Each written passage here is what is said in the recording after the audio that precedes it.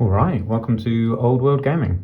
So in this episode I am going to be building some Snotling bases. These are my sons from his Orc and Goblin army, and I borrowed them off him yesterday to play some of my first Old World games, and they were awesome. Unbreakable, 6 wounds per base. He made these for playing like 6th or 7th edition when they had 3 or 4 wounds. But yeah, now they've up to 6 wounds and are immune to psychology and unbreakable, and they're an awesome unit now. I played one of my games I played with them yesterday.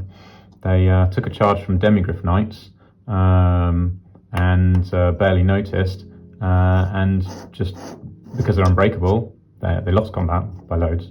Like our whole base died, and one was like barely left, but because they're unbreakable, just get pushed back 2 inches and then carry on fighting.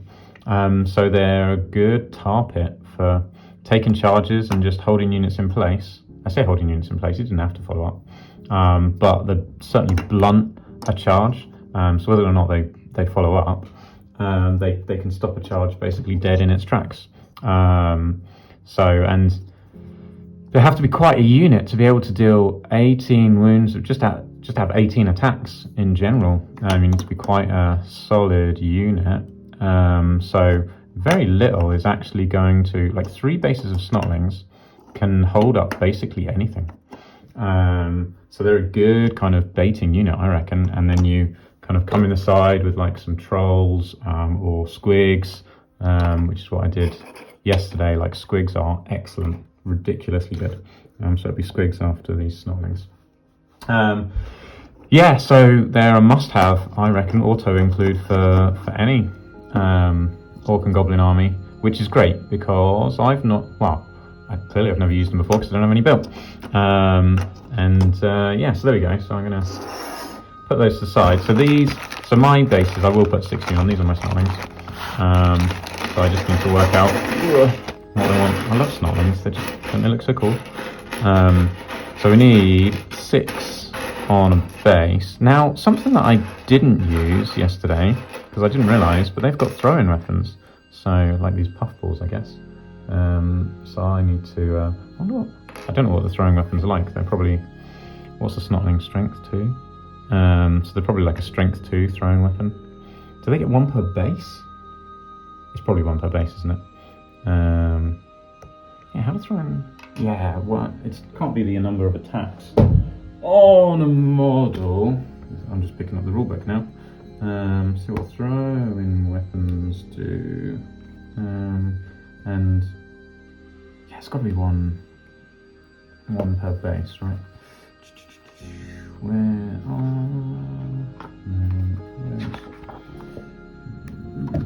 this is very exciting. Video me looking in an index. What am I looking for? Weapons. Here we go. So missile throwing weapons. 219. There you go. So you can. Oh, right. Let's see if I can. Let's move these Snotlings out of the way so I don't wreck my book. 219. Let's see what throwing weapons do. I'm curious now. Throwing weapons. Multiple shots. Interesting. Move and shoot. Quick shot. Okay. Quick shot, I think, means you can shoot, stand and shoot no matter how far away they are. Multiple shots, obviously 2 shots. Okay. -1 to hit, but 2 shots. Move and shoot. I think that ignores the penalty for moving and shooting. And can you march and shoot? Because I know it's javelin, or is it quick shot that does that? Okay, now I need to look up quick shot and move and shoot. Where are those going to be in the rules? Wait, here.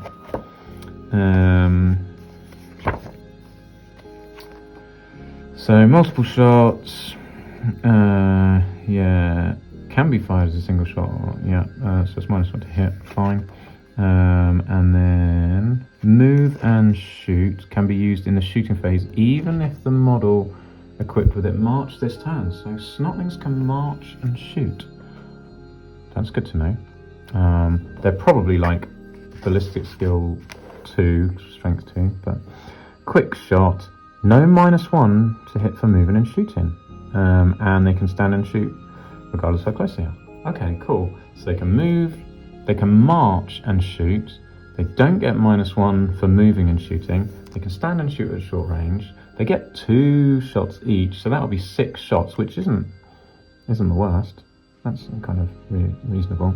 But their 9-inch range is fine. So, what, their movement 8, so they can movement 4, but they can march 8 and then throw 9. So that's like 17-inch range, kind of. Yeah, six shots, and I'm pretty sure their strength 2. What's the ballistic skill? Ballistic skill nothing, basically, I'm sure. What are we looking for? Snotlings, there we are. Snotlings are ballistic skill 2, strength 2. Fine, yeah, throwing weapons. Okay, cool. Oh, they got 5 attacks. Nice, 6 range and 5 attacks. Great. Oh, they're movement 5? Why are they movement 5? Why are they faster than goblins? Doesn't make any sense. Movement 5. Cool. Oh, very good. Okay. Wow. Fine. No complaints there. Oh, they're impetuous. Okay, good to know, because none of the rest of the army is, because night goblins aren't impetuous. They are impetuous, so I didn't roll impetuous last time. I've got Vanguard! Why are Snotlings just ridiculously good now? Obviously, apart from their stat line. Vanguard. Movement 5. I mean, it's only a 5-inch move, I guess, but they can. That's good. Keeps them in front. Impetuous. Yeah, it's fine. Okay. Cool. Great. Very good. Interesting stuff. Snotlings. Yeah, Snotlings are just really good. Approve. Okay. All that to say, we need Snotlings with throwing weapons, basically, or at least some. This guy's got a watering can. He probably won't go in the unit. I might make him any unit filler or something. He's also lost a foot, so I have to green skull that. I don't know what happened to that. It was probably in the bag at some point, probably lying around there somewhere. Okay, so we want someone like this. This guy's clearly carrying a bag of ammunition, so that's good. So maybe we have someone who's throwing on each unit. This is a sling, I guess, with a puffball in. Maybe we need these 3 guys, 1 on each base. Right, we've got bases. I'm gonna put 6 guys on each base, so that it's easier for my opponent to know how many wounds they've all got. I got loads of this same guy with a spear. I did think about putting them on normal size bases and just adding them to a goblin unit, but I've got a million night goblin spearmen, so I don't really need to add any additional spearmen to the unit. But I could just chuck a spearman on each of these. The trouble, here's my concern with putting spearmen on these bases, is they it's harder to fit them in a case because they're just pointing straight up and they're quite deep. So yeah, fitting them in a movement, what do you call it, case might be a little difficult. Let's have some kind of smaller guys at the front on each of these bases. Where's another smallish looking guy? This guy is from a Doom Diver, so he should probably be part of a crew at some point. Here we go, this guy's got a little club. So we got our, let's see, we got the front guys, we got back guys, we got throwing guys. What else we got? Let's see. We've got guys with nets. Yeah, why not? We can have a guy with a net in each one. It looks like it's going fishing with that net. Because I fish and know exactly how nets thrown. That's a lie. I've got no idea how. I just imagine throwing a net in the water to catch fish. This guy's got another spear, but that's fine. Maybe we'll put him in here because the spears are different. Right, so that's 4. I saw guys with mushrooms. Here you go, this guy's got a mushroom. I quite like the idea of having a mushroom guy in there. You got more mushroom guys? Yeah, that's a club. This guy looks pretty cool. He almost looks like a gnome. But he can go in one of these, you see. There you go, the gnome. Oh, there's a guy with a mushroom. Different mushroom. Oh, this guy's like a fanatic with his ball and chain. Is it flail? No, it's a ball and chain. He's like a fanatic. He can go in this unit. Right, that unit's now got 6. Right, and I did see. Yeah, here we go. There's another fanatic type kid with ball and chain as well. I just realised I haven't been looking when I'm showing you stuff, but it takes a little while to adjust. So you might not have seen this guy with his ball and chain as well. Okay, so we've got 6, 6, and we need another one over here. He looks cool. So I've got a mate who made a Snotling army and used this guy as a wizard, which makes sense. So who knows? Maybe I'll need a wizard at some point. So I might keep him. Yeah. What? I don't know any guys with axes in these units actually. Or maybe I've been too prescriptive with what's in my units. I don't know. Yeah, it's just a whole load of choice really, isn't it? Oh, this guy's got he's just sneaking forwards with a little dagger. Yeah, I probably should just pick random ones up. Okay. Yeah, why not? Let's have. No, I feel like I want guys with axes and stuff in these units.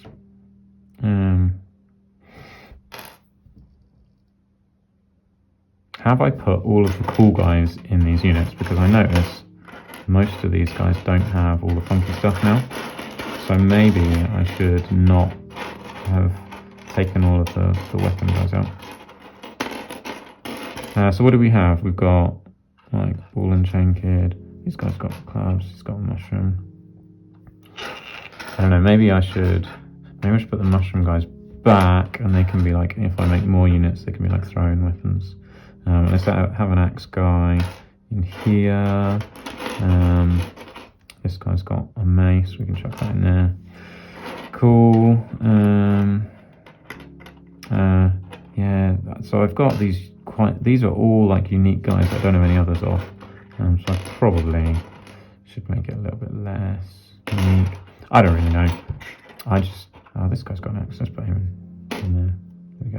Got a random guy with an axe. We've got axe guys in each unit. So I got 2 of the same axe guys. We don't want 2 of the same axe guys. We've got plenty of options. And if I don't use multiples, I'll just end up with them all in one. Like I've got actually quite a few of that axe guy. Come on, one last guy. That's all I'm doing. Picking one last guy with a fun-looking weapon. Maybe I do just use that axe guy. Fine, he's going back in. Right. Okay, so we've got 2, 4, 6, 2, 4, 6, 2, 4, 6. There we go. Cool. Right, these can go back in the bag for another day.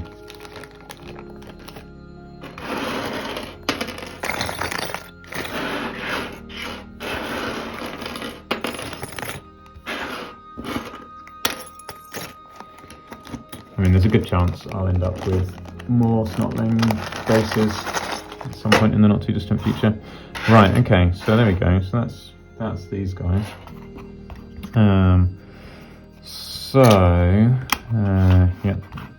They need kind of cleaning up a bit. I think I will keep them in their groups. Right, let's put those guys over there. Stack these there. Right. Now, what's going to be interesting is trying to fit 6 on a base, because these, I mean, the base, is it crowded? I don't know. It looks like it's got quite a few on, but I guess you can fit more on. So that would be the challenge, is trying to fit them all on. So if you've not ever cleaned up metal models before, you'll notice these have got like these random like. They're not tags, but they're bits of flashing on off them. So what they are is when a metal model is cast, it has these vents to let air out. so that as the metal is pumped in, it pushes. So, okay, let's start from the beginning. A mould is two pieces of silicon for metal. It's two pieces of silicon rubber, like this, basically, and they've got, obviously, they have the gaps for the model in, and in the silicon, these grooves are cut out to let the air out, and there'll be one injection point, which was probably on that stub, is my guess. That's for slotting into the holes in the base, but that's probably where the entry is. And it's been snapped off there, something like that. But yeah, so these channels are to let air out. So the metal gets pumped in and fills up the model. The air gets pushed out of these channels, and obviously the metal can follow the air out, which is why you get those left on there. So these obviously aren't meant to be here, they're just as a result of that process, so we can take all these off. And actually, so the other thing you may see on some of these models, this guy, you can't really see it. I mean, it is there. I don't know if you can make it out. Yeah, just about on his leg. And his chest, just here is this line that goes down there. That is a mold line. So that's where the two pieces of rubber meet, and there's and they're like offset slightly, so it's very rarely ever perfect. So yeah, so that's what that line is. So I'm probably not going to do it on all of these, but that's what, get a file. So these files, you can get them online. I bought these. These were 20p each in a Welsh market, like, I don't know, decade or two ago. And I bought a whole load. So I've just got stacks of them, all different shapes. So this one's like is a triangle shape. This one is square. This one is kind of rounded on the edges. But yeah, so that's then you take your file and you just can file off the line, basically. So that's why if you see people with modelling files, that's what they're for. But I probably won't put too much effort into these. A couple of reasons. One, there's loads to do. Two, it's actually quite fiddly in these little bits. And then three, no one's going to look. Maybe at the top of their heads, people might notice, but no one's going to be inspecting like inside their arms, really. If I, like, I don't know, depending on how anal I'm feeling, normally I would take them all off. But yeah, for all the reasons that I just mentioned, that and I'm making a video, I probably won't put too much effort into taking them off. They're not horrendous lines anyway. So yeah, so we go. There's one dude. Let's just quickly take all these bits of flash off. So that's what they're called, flash. And so this, yeah, so these have got those like squiggly lines of it. He's got a connection point between his mace and his head, and that is to allow metal to go through there, because what you'll find is probably they had a bunch of casts where the metal just wasn't reaching the end of his mace, and so they added a channel there so that metal comes through from his head and fills up his mace. Just take that off, basically.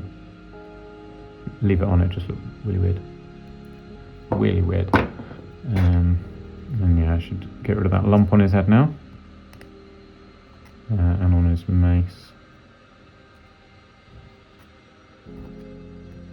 Thankfully his mace is like made of a branch anyway, so it doesn't look too bad to have a little knobbly bit on it. Yeah, his mace has got, the head of his mace has got a line on it, so I prefer not to have that, because that will be more open. But again, like, his actual mace is probably made of cast metal, so if this was a real mace, it may even be made of a cast metal using a similar process, so may actually have a real line on it. For really reals, but who knows, I've never made a mace before, so I could be making it up, but it's plausible. So here we go, on his thumb you can see this here. So that's from another channel as well, when the air was released. He does have like those mould lines you can see on his hand here.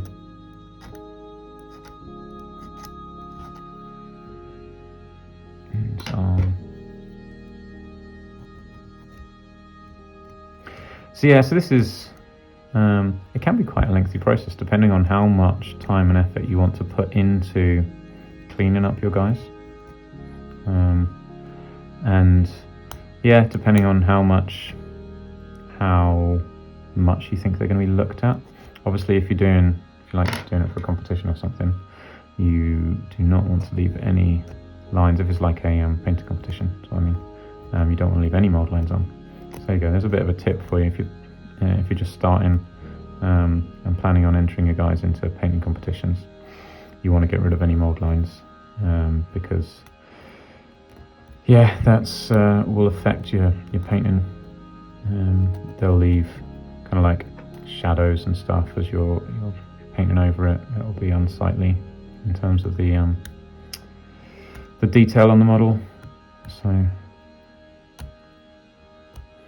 yeah, there we go. But I'm not entering any painting competitions. However, I feel like a little bit of responsibility. So if I was doing this in my own time and not making a video, I would probably do all of them, every single mod line and every single model.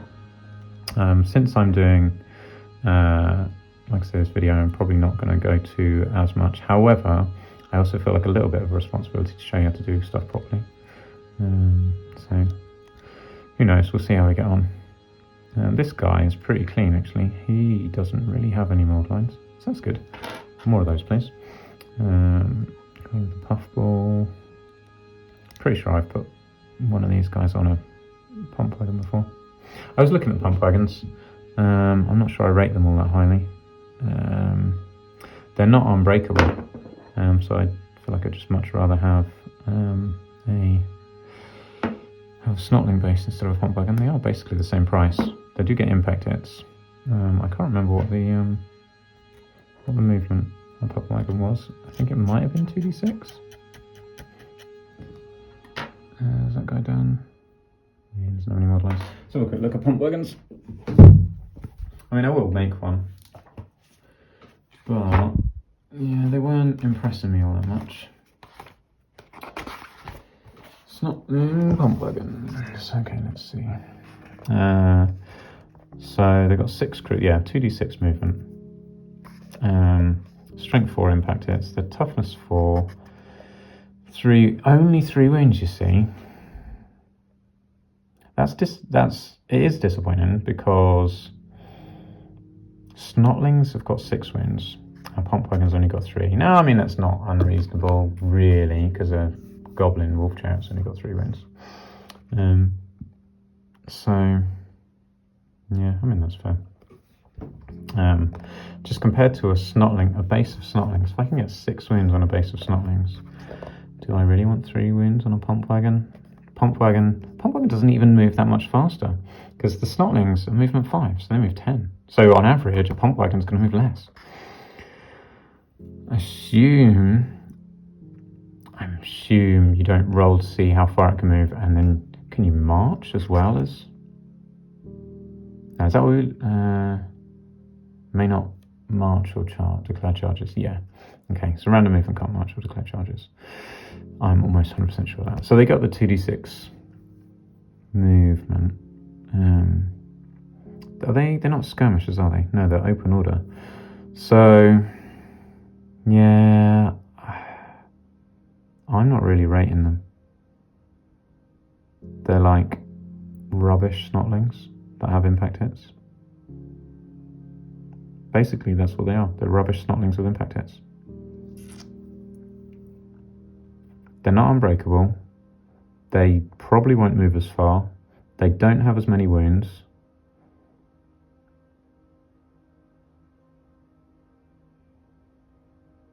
They can't skirmish. I don't know. Yeah, so basically all you're buying them for is the impact hits. And you're losing wounds and movement and unbreakable and skirmish. Doesn't seem like a good trade to me. But you can have a unit of them. Yeah, I'm not sure I rate them. I don't know. Maybe I'll try them in a battle, but I think they're rubbish. Based on just comparing them, they're rubbish compared to Snotling bases. That's my current assessment. If someone can show me something I'm missing, and tell me why I'm wrong about pump wagons, how they're awesome, then fine.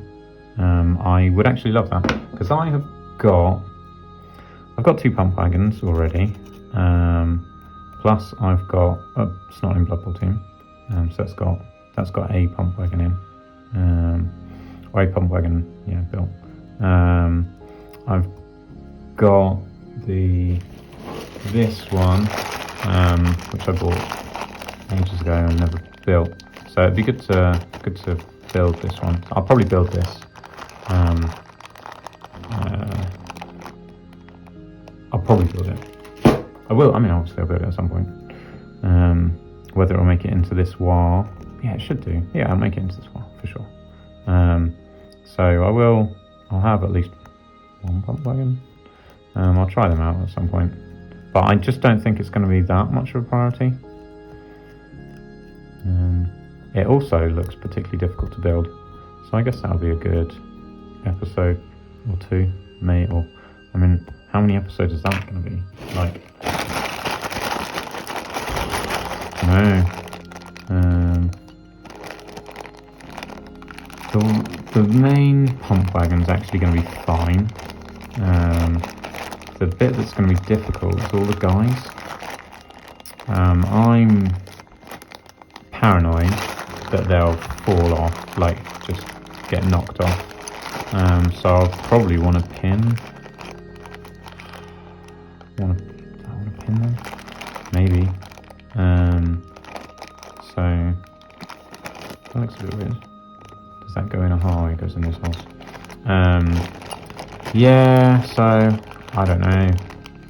That's what concerns me, is the Snotlings getting knocked off, just like accidentally being clipped by something and just being knocked off. So yeah, which makes me want to pin. That's what makes me want to pin stuff, basically. I do need to do an episode on pinning at some point anyway. So yeah, it'll be quite a beefy episode, that one. So maybe it'd be like 1 episode building the actual wagon, and 1 episode putting the Snotlings on. If I have to pin it, yeah, I don't know.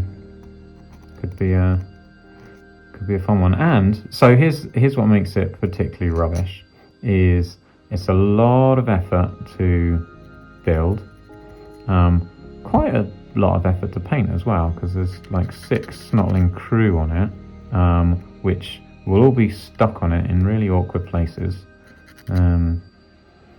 So yeah, so it won't be easy. It's not easy to build, not easy to paint. Then is 35 points. That's probably rubbish. So that's that's not particularly enticing. Is not the word I was looking for. There's not much incentive to build it at the moment. I feel like pump wagons did used to be better. Impact hits, wasn't impact hits like D6 impact hits with scythes +1, so they might have had like loads of impact hits previously, but scythes doesn't do that anymore. I can't remember what scythes does, but it's not +1. I don't think it's +1 attack, +1 impact hit. That is what it used to be.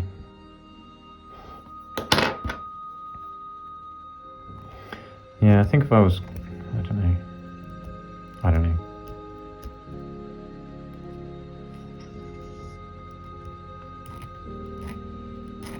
Yeah. So one of the things that I used to find myself doing is making themed armies, because that was the only way that would actually put stuff in an army. Was like, oh, these things are rubbish, but if I make a themed army, then I'll put them in because it fits the theme. And that's kind of a way around it, but it's a little bit naff in the sense that that's how I had to incentivize myself to build stuff and put stuff in armies. Was, yeah, here's the theme of the army, so that means I have to put them in, and then try and make it work. But it feels like a less than ideal way to build an army. There you go.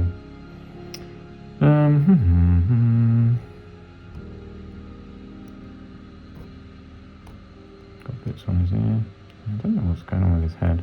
He's got a lump on his head. Yeah, I mean, it doesn't look like something to do with the moulding process. It just looks like he's meant to have that lump on his head. Some sort of, maybe it's a spot. Or he's been hit on the head with a hammer or something. I wouldn't put that past his goblin mates, or Snotling mates, should I say.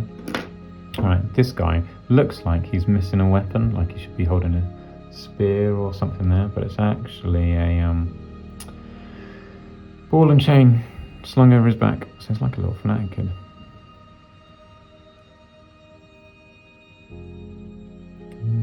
Doesn't really have much on him, apart from the line over the top of his hat. Yeah, he's kind of like a night goblin wannabe, which is cool because these are my night goblin army. I guess these guys will be part of Grincrack's warband, because they're not going to be part of Wallopers, because Wallopers guys are all on squigs. So yes, this is one of Grincrack's lads. These little lads. If this is the first of my videos you're seeing, you probably won't know who any of those guys are. So Grincrack, this is Grincrack, the guy with the yellow axe, and this is his war band. He's got a couple of trolls, spearmen, he's got a shaman, and archers. So they're part of his war band, and then this is Walloper on his giant squig with his one-hit wonder. And this is his warband. So he's got another mate on a giant squig, and then a bunch of squig hoppers. So that's the Wallopers warband at the moment.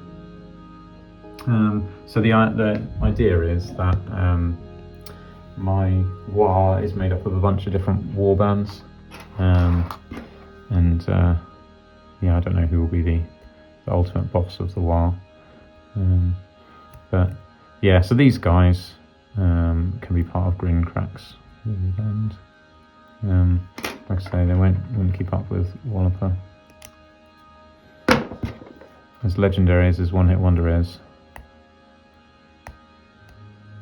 So I did consider, I mean, maybe he could have, maybe that's where the pump wagon comes in. Maybe his Snotlings are on pump wagons to keep up. They have got random movement. It fits with the theme. So maybe that's what I'll do. I'll make a pump wagon for Wallopers warband. What type of unit are pump wagons? Are they a rare unit? Special unit? I'm just quickly looking it up online.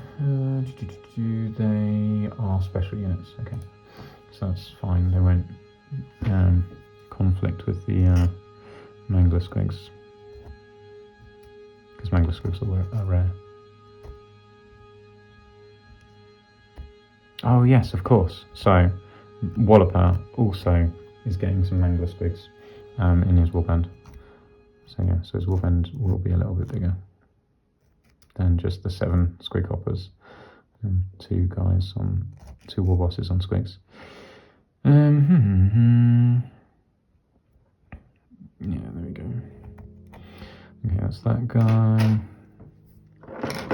Yeah, I don't know when you'd ever take just a normal boss in a Night Goblin army. Maybe as a stand-up bearer? Don't know. Because like it's only 20 points more to 20 points. Yeah, like the difference between a boss and a war boss. Let's see. War boss is 55, big boss is 30. But you get, like, it's just worth it. The leadership, I mean, go from leadership 5 to leadership 6.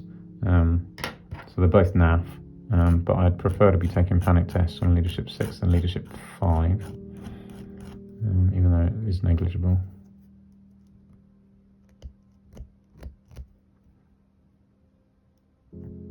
But you also obviously get,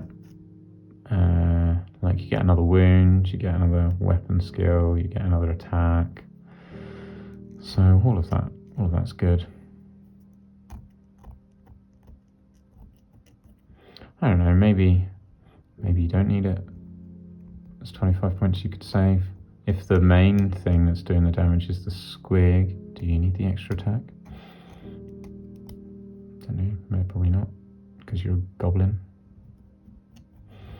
So maybe I've just talked myself out of war bosses on squigs, which maybe they should just be bosses.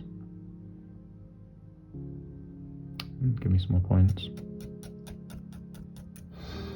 What? Now I'm going to have to see what the difference between a boss and a war boss is. Okay, what are we really getting, and does a guy on a squig need it?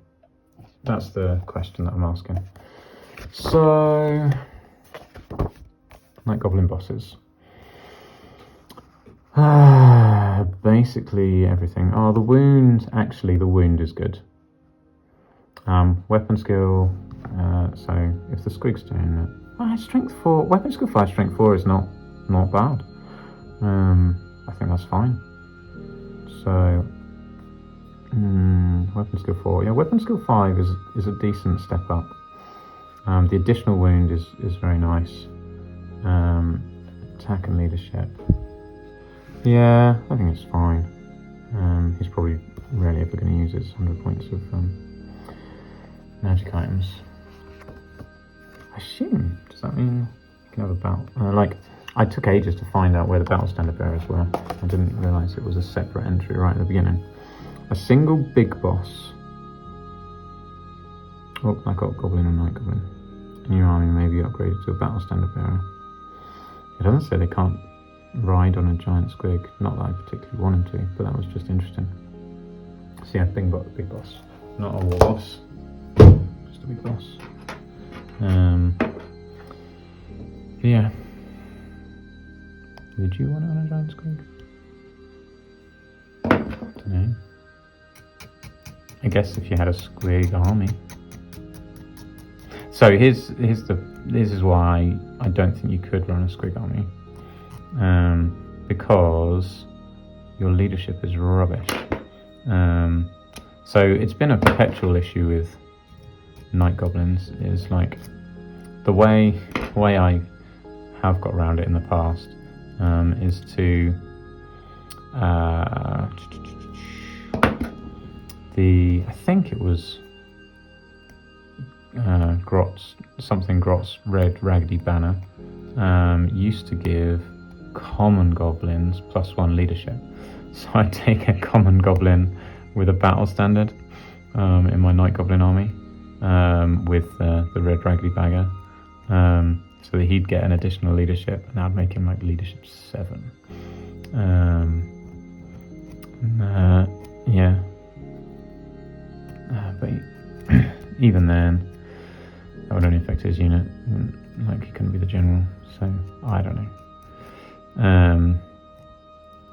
Yeah, common goblin general leading a Night Goblin army is just lame. So anyway, now you can have the Horde. Now you've got the Horde rule, Horde and Warband rule. You can have 3 ranks that boost your leadership per rank.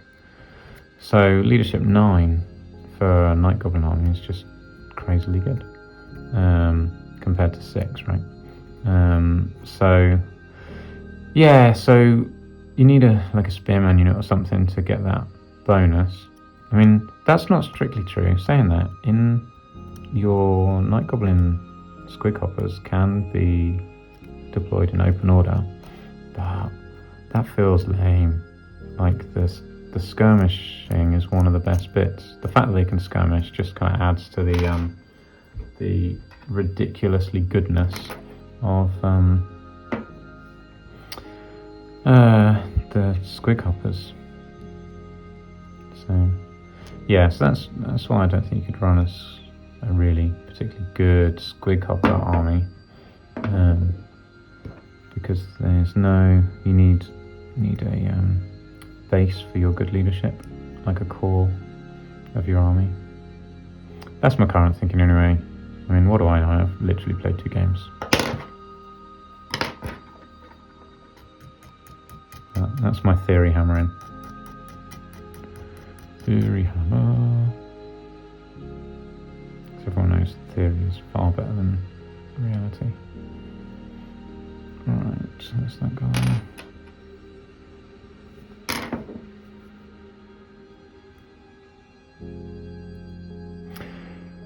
Yeah, so at the moment, in this 1,000 points, I've only got 3 fanatics.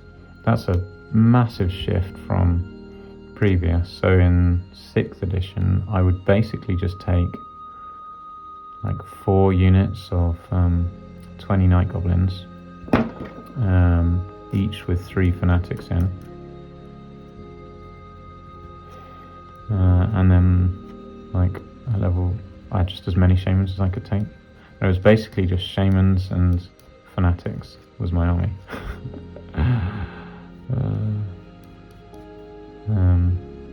Because everything else just, I don't know, wasn't all that interesting.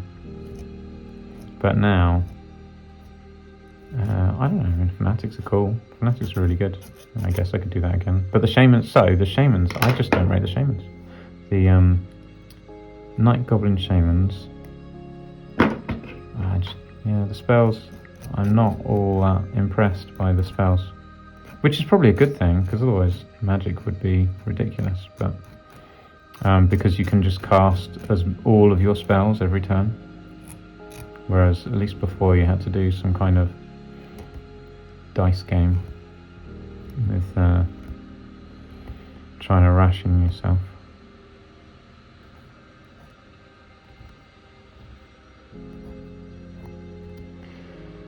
But yeah, so I don't really rate magic. There's like a couple of good spells, or a couple of spells that I like in Wild Magic. So I took the Lore Familiar now. I'm going to, as a change since my 2 games, I've decided to give my Shaman a Lore Familiar. So you can just pick his spells. I've ditched the level 4, I've only got a level 2 Shaman. And I'll probably take Foot of Gork, I guess. I don't know how hard it will be to cast Foot of Gork actually without being a level 4. Was it like 9 to cast? I think it's 9. Let's have a quick look. So 2 is done. Where's 1? I've got my books on the floor beside me basically. Right, what magic code then? Casting value 8. Easy, right?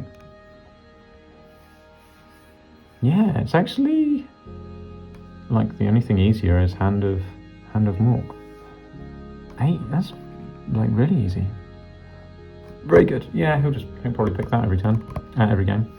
And then Vindictive Lair was alright. Don't really know about the other stuff. I feel like that's the one I'll go for. And then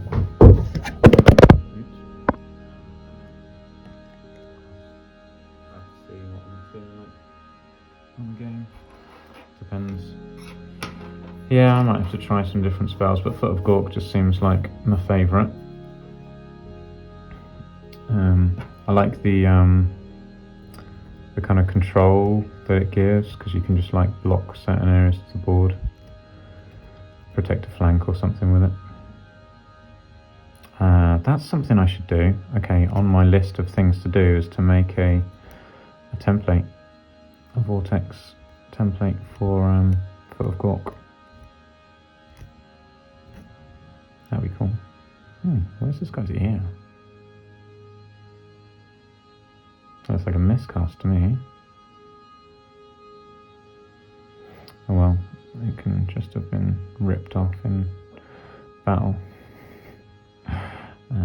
It happens when you're Snotling. Or a greenskin of any sort, I guess. Oh yeah, so these guys have got Impetuous. So I didn't roll that in either of my games. So I can't remember how Impetuous works. Is it a 4+?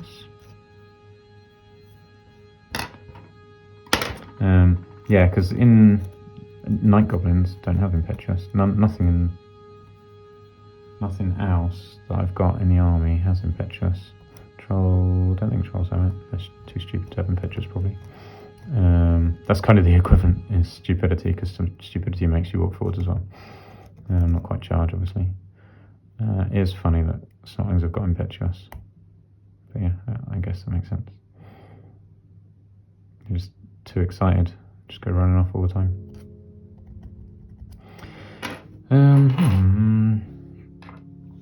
Yeah, I will have a look up how Impetuous works. You know what? Yeah, no, that's fine. Let me finish this guy. I get too distracted by things.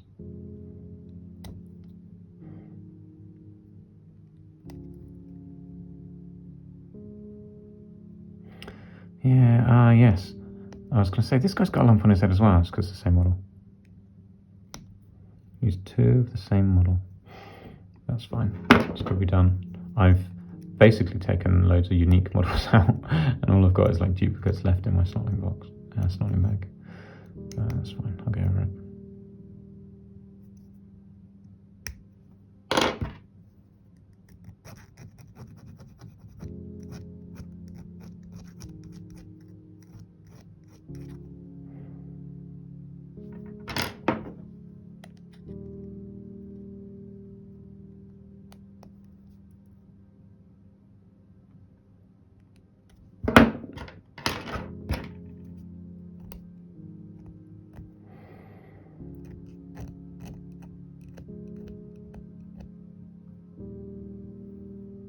Okay, right, let's have a look at Impetuous. What does Impetuous do? I know it's going to be in the special rules section. The special rules section, I guess, must be quite in the middle, because I keep finding it quite easy. E, F, G, H, I. Oh, Impetuous, there it is. Blah, blah, blah. 1 to 3, they must declare a charge. 4+ they act as normal. Okay. If they're able to declare a charge. Yeah. I mean, that does make them unpredictable. Or maybe unreliable. I guess it is unpredictable whether they'll charge or not. You cannot predict. But they're Snotlings, they shouldn't be reliable anyway. And most of the time you'll be wanting to get them in combat just to tie something up. So it's fine. Just as long as they're not baited. Counter-baited.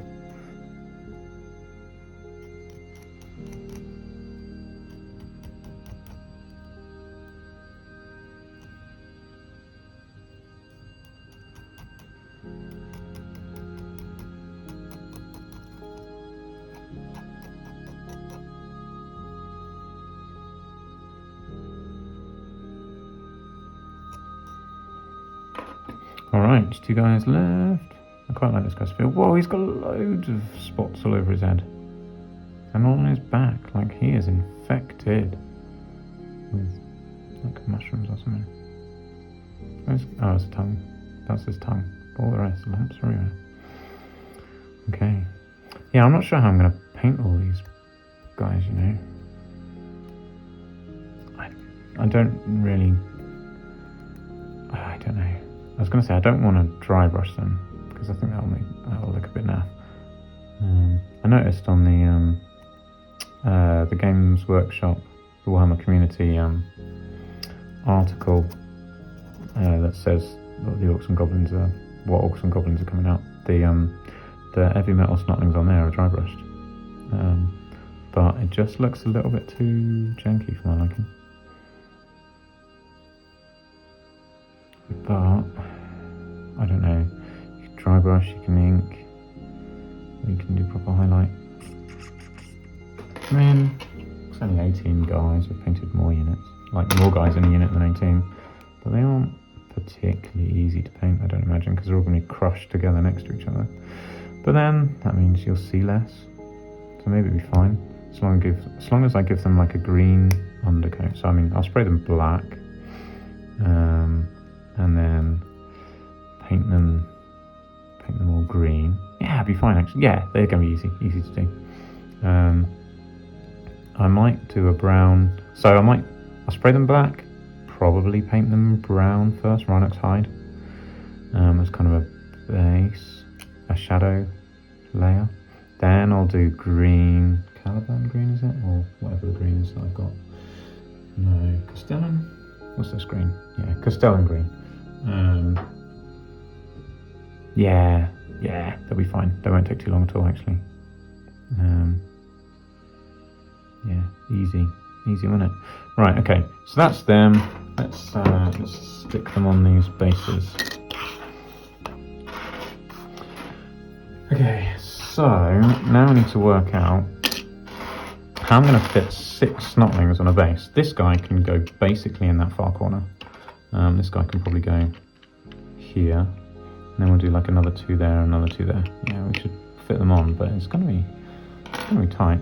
Right, so let's start there. So the way that I do this, anyway, is I'm going to take my pokey poker file and like do a bit of a drilling motion, poke it through, and just drill that hole and twist it around. Whether that's a good method or not, that's the one I'm using. I guess it's got a risk of clogging up my file. Okay, there we go. So if I don't do it too much, then I can like press them in and it stays. So let's try and keep that approach. Probably should be able to use that one as well.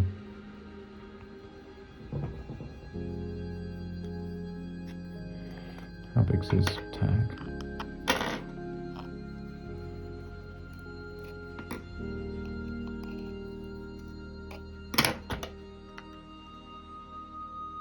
Okay, good.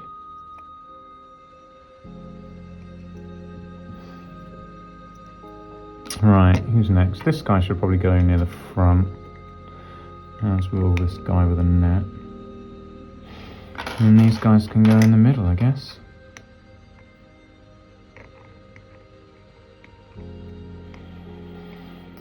Yeah, now the only problem is there's 4 rows, not 3 rows, so I'll be putting them in like in between these circles. Looks a little bit like Lego, doesn't it?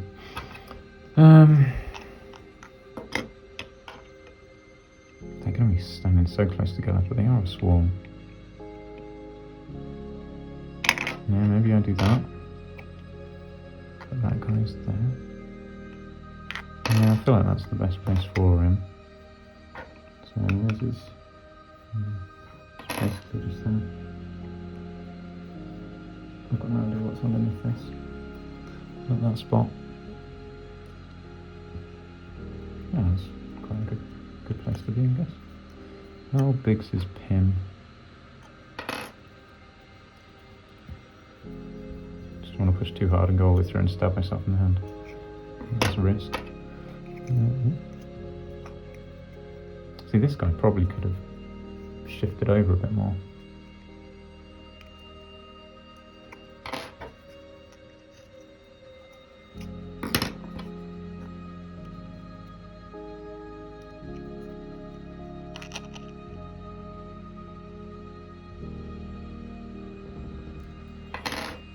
Needs to be a bit wider.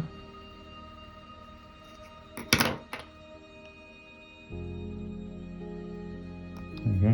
Let's twist him around a bit. You notice I'm dry fitting all of these before just gluing them on. So if you're not sure what a dry fit is, you can kind of tell by the words, but by seeing if everything fits in place before actually gluing it down. This is definitely something you should do whenever building models, is doing a dry fit before you commit to the gluing stage, and that way you'll know in advance. I don't know if you've ever tried gluing something only to find out that actually it doesn't really fit, or you weren't really sure how goes on, and then you end up with a sticky mess and a wrecked model. That's what this is avoiding. And obviously I need to make sure I've got enough space for everyone on here.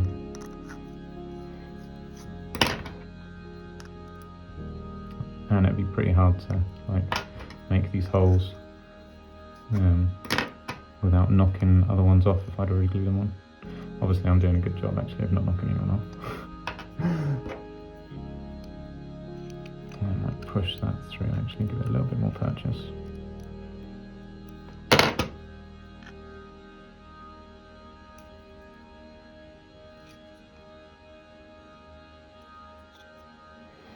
Yeah, it's going to be quite hard to paint this guy here with his axe sticking in his face. I guess I can move him around a little bit. Okay, and then we've got this guy. He can probably go here, and then the other guy can stand in the middle. He's got something on his foot. Yeah. Okay, so if this guy goes here, is it that one? That one might be a little bit too far back. Okay, so we are going to fit 6 on here, just about.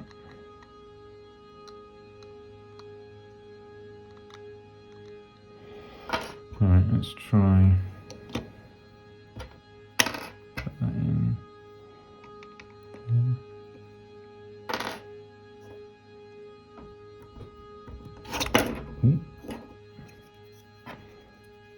You can tell I've done a good fit because they're not falling off.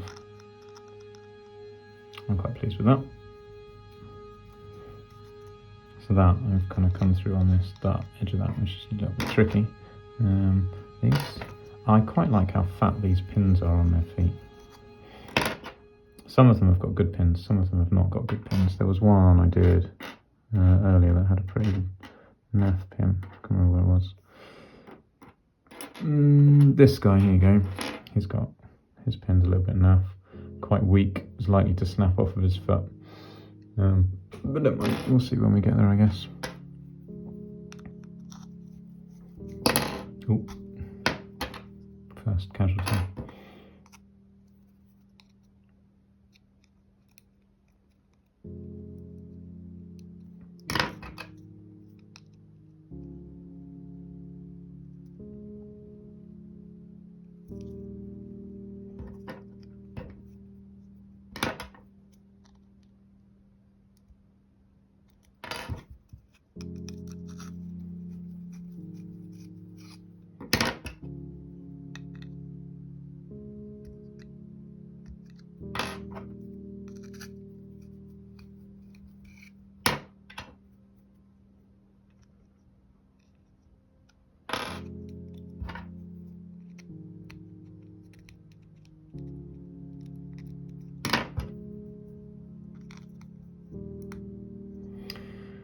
Alright, good.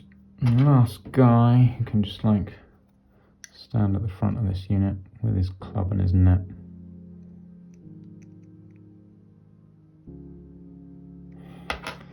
Yeah, let's try and do that. It might be a little bit close to the guy he's next to.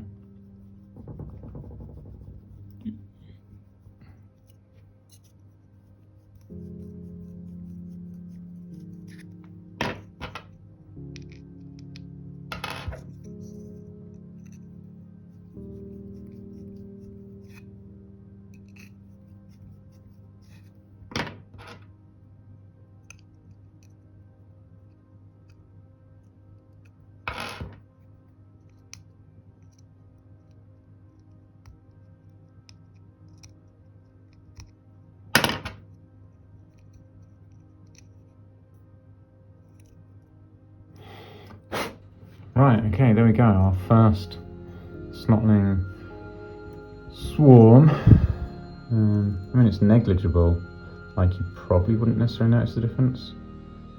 So if you're not actually bothered about trying to represent the 6 wounds, I think you can easily get away with putting 4 Snotlings on the base. But obviously I've got loads of Snotlings, so it's fine. So I'll put the 6 on the base, and it makes it a little bit easier for people not to get confused and think they don't have many wounds. And also, about the same space as 4 normal guys and have 6 wounds, which would be a bit weird. But yeah, there we go. So yeah, I'm not going to feel bad against my son playing when he's only got 4 on his bases. I think that's fine. But yeah, there we go. So 6 on that base. So I might actually do the others. So I don't have to get my super glue out for. I'm paranoid about my super glue going hard, basically. So let's have a go at the other bases. So first unit. This unit. Right, what have we got in this unit and how do we want to set them up? Well, this guy clearly, I'm going to say clearly is going at the back. He doesn't have to go at the back. Maybe this guy with his sack of stuff goes at the back. These guys need to go at the front because they're like little. So these guys will probably go right at the front. They go last. This guy again. But I want to put him in a different place. So he was there, right in the middle of that one. So I want to put him maybe like here or something, just so he looks a bit different. So it's, I don't know, yeah. And maybe I need to like offset him so it's a different angle. So it's harder to tell that it's the same guy. Yeah, he just needs to go somewhere slightly differently. Maybe this guy goes there. Back. I mean, a net's cool. I kind of want a net to be very visible. Maybe the net can go like that. Undecided. This one's a bit trickier. So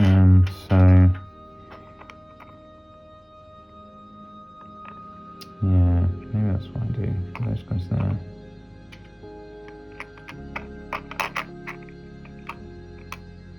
And this guy can probably go there.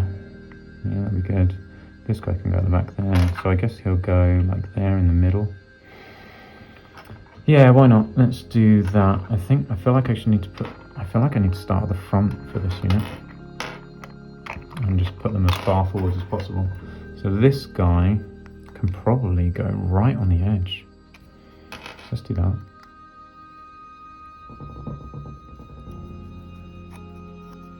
This is stud.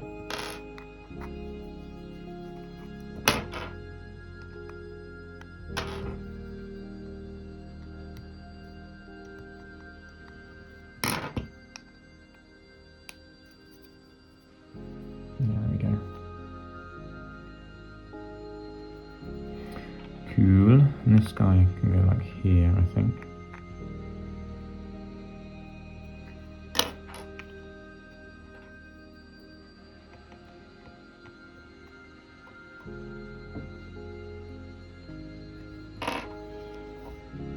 That's about where it was. There's a little mark in my desk. I do have some of those like cutting mats somewhere, but they're not up here. Down in somewhere else. In another room.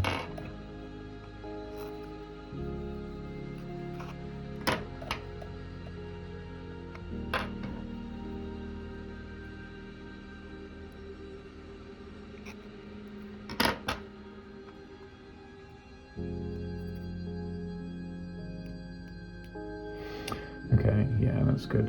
We should fit everyone else on there quite nicely. Let's put this guy there. This stud's just right in the middle. We're going to have loads of space on this one, I approve.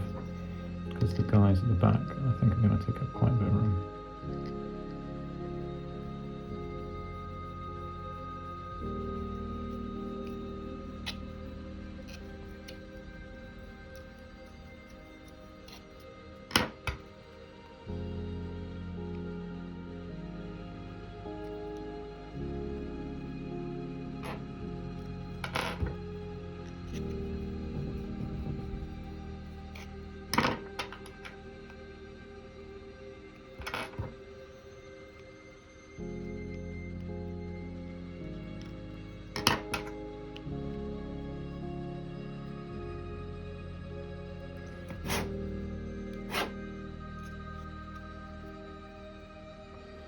I probably could have put them a little bit further forwards even. I kind of was, but then I was like, no, I'm overdoing it. But yeah, there we go.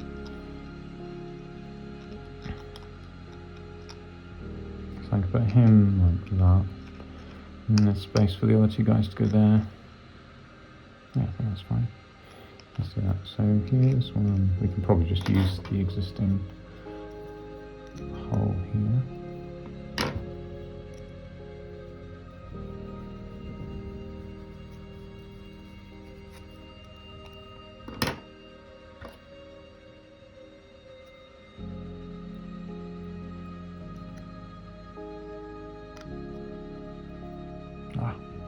His legs buckled.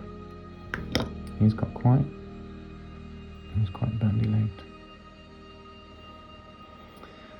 So I need to be a little bit more delicate with him.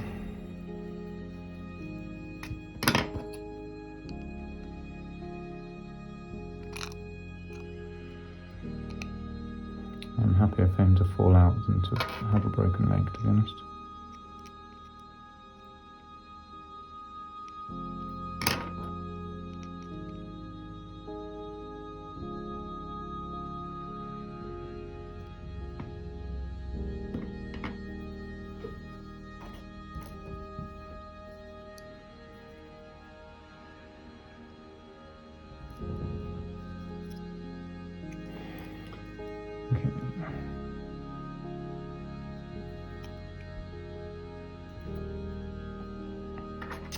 Right, so how do we put this guy on? Like that.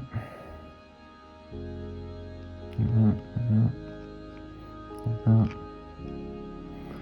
I think he goes, we'll put him there, maybe there, maybe put him like that. And this guy in the back. Probably there. Let's do this guy first.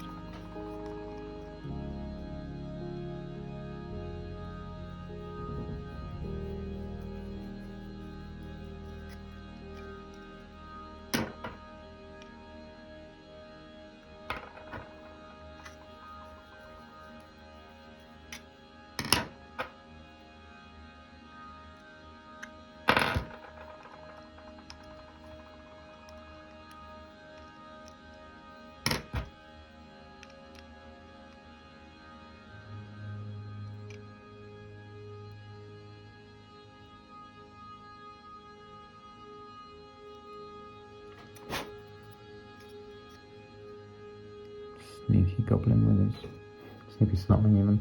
Look at him sneaking around. So weird.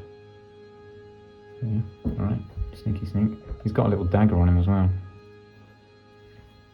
Okay, and then this guy can just stand here in the back. How far? Where do I put him? Maybe there. That'll be like between the two, I think.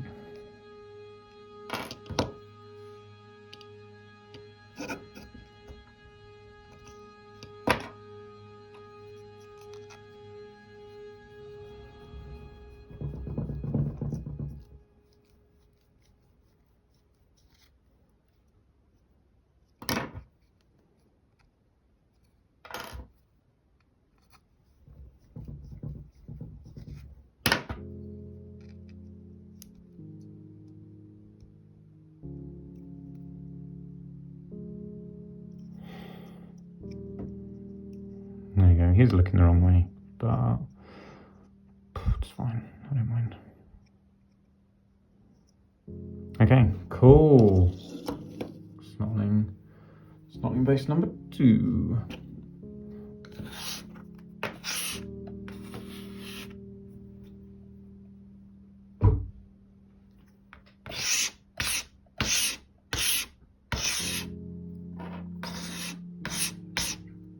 So much rubbish. Okay, so what have we got in this? In this base, we got a dude with a thing. Oh, these guys have all got quite small. All quite small, aren't they? So we got a guy with a spear. You can probably end up at the back somewhere. Yeah, probably gonna. I might just put him on straight away.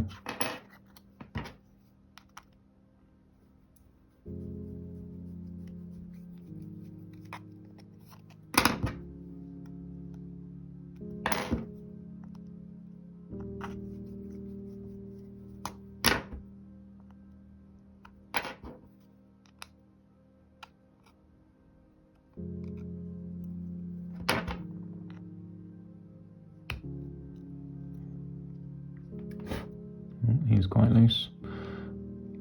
Never mind. Doesn't matter really. Just makes it a little bit harder to measure up everyone else. Okay. Almost tempted to just glue him on now.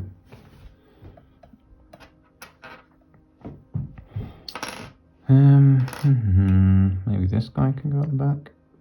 Here in that corner. I wonder how he fits in this one. Oh yeah, actually that'll be alright.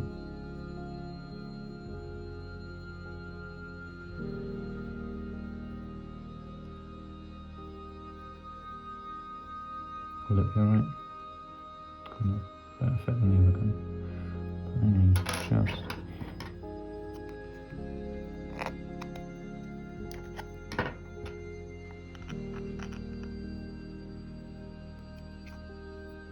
Okay, now give him a new hole over here.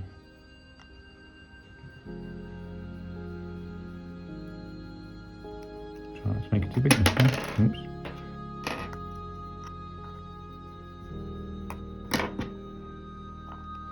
After like flawless 2 bases, this one's going to be problematic. Mine's really, it's definitely not a necessity to have them sticking under their own kind of forces.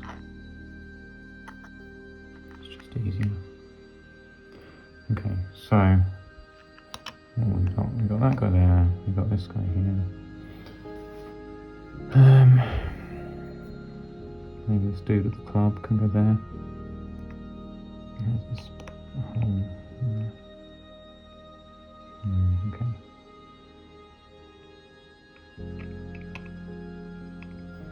Maybe the guy with the net should go there, but I feel like I want to put the netter like around the side so you can see his net. Maybe the guy with the axe goes in the middle. There. Yeah, okay, let's do that. Let's put the axe guy there.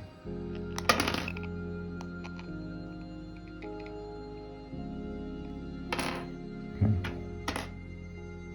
So that is that hole there. So this is why it's better if they can all stay on without falling off. So it's easier to see where you're putting everyone. But you could just glue them on as you go. I like being able to play around with them and see if I'm happy with where they are or not.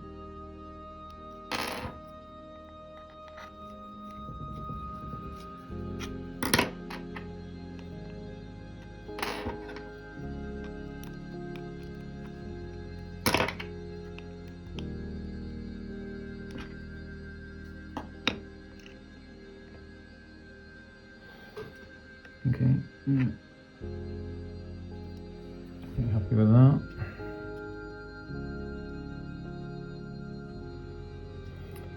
So,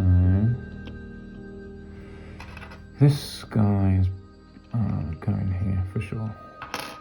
The other people can, other Snotlings can fit around him. But he's going to go about there. So that'll be. Let's just stab it from the top back. Yeah.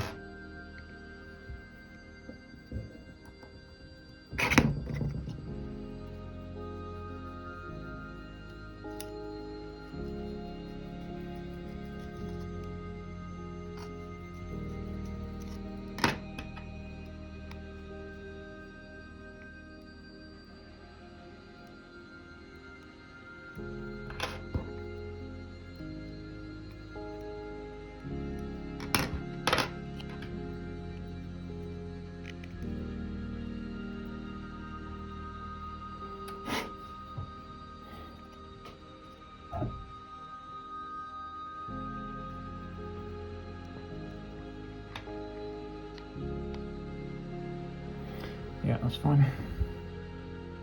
Cool. Okay, last ones then. These two.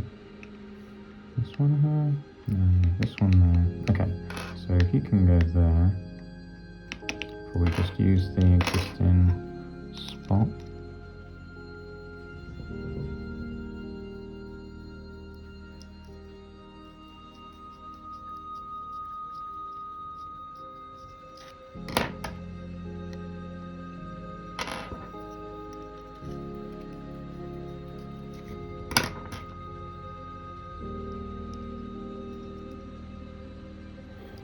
That's fine. And the last guy with his ball and chain.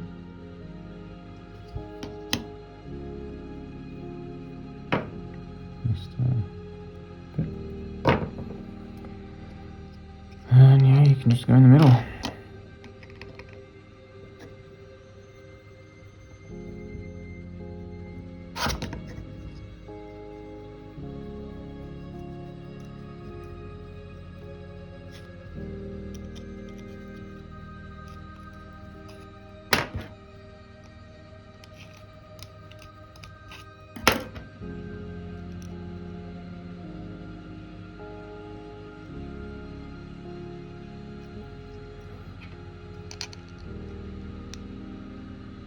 There you go. Cool. Yeah, happy with that as well. Alright, so we have now got our 3 Snotling bases. Now, just to glue them on. So I'm going to clear all this out of the way, so that glued everywhere. Here we go. Infantry.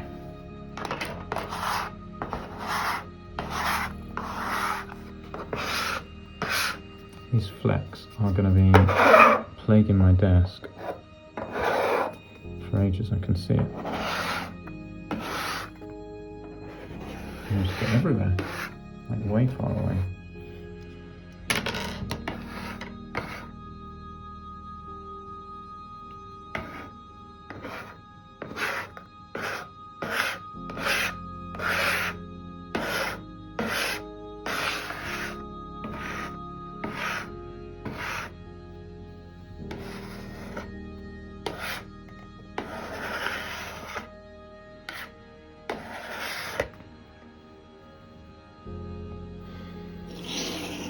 Okay, so now to start gluing them on.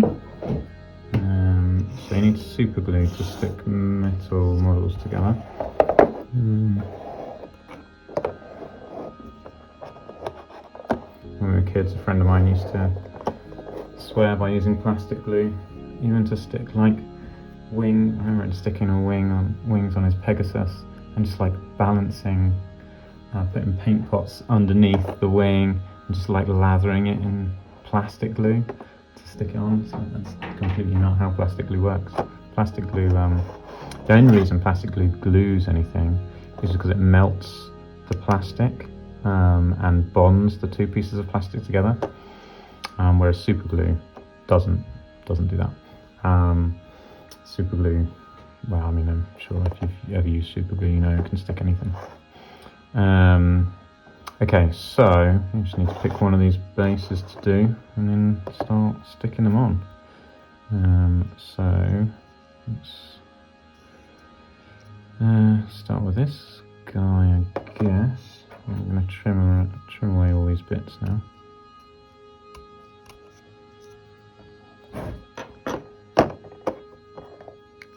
Check how easy that fit is. So if it's too difficult, it'll be hard to glue it.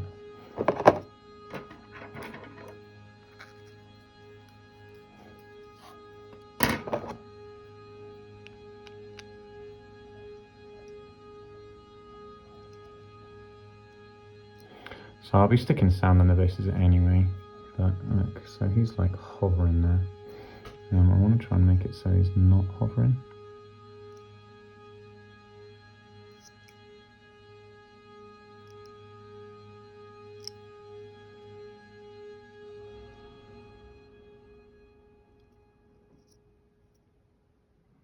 Maybe you can just hover till he's got his sand. Right, now I've used this super glue before. Hopefully it's not dried up. If I was sticking metal to metal, no, actually I'll probably do it anyway. What I was gonna, well, I'll show you what I was gonna say because I will do it.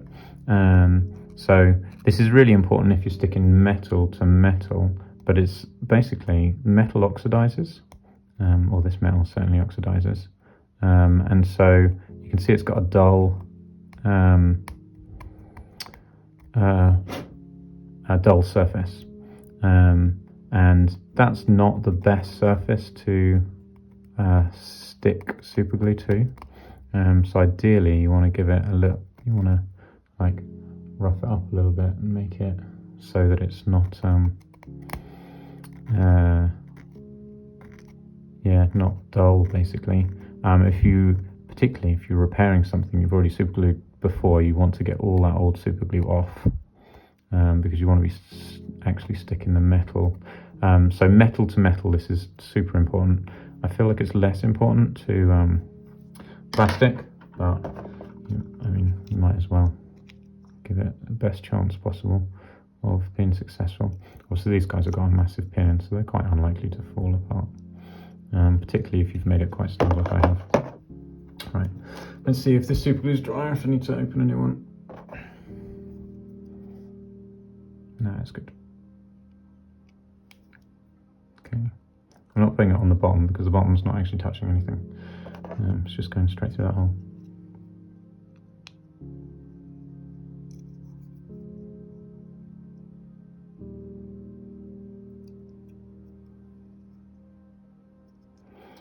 Yeah, again, the only reason, so normally I wouldn't do this, but I'm going to like feed some into the gap because this is on a base, and so it's literally just getting sand put over it.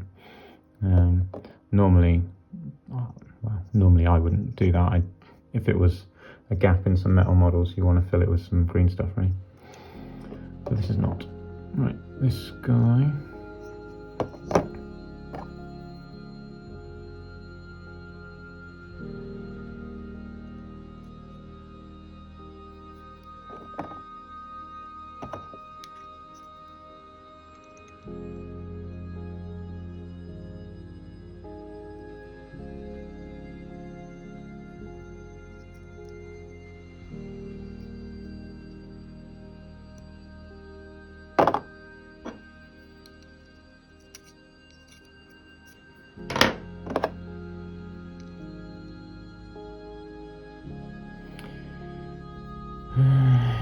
Do we do this guy next? I'm not sure I do want to do that guy next because I feel like this guy might be harder to do. So let's do this guy last.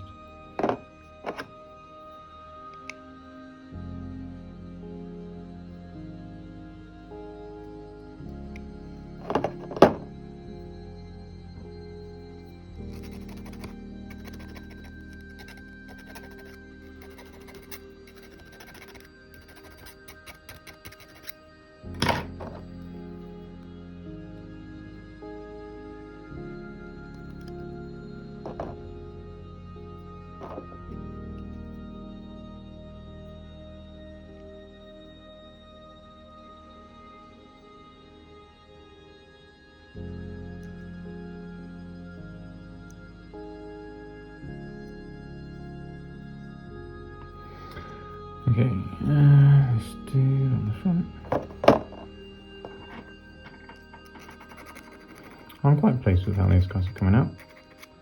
I'm pleased that I've managed to stick 6 guys on without it looking too crowded, like they've got enough space around them. Because that way I need to be able to paint them.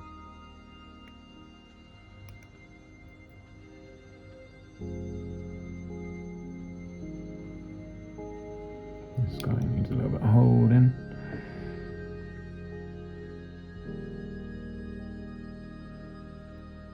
Let's put some in because he's got quite big gaps between the base and him.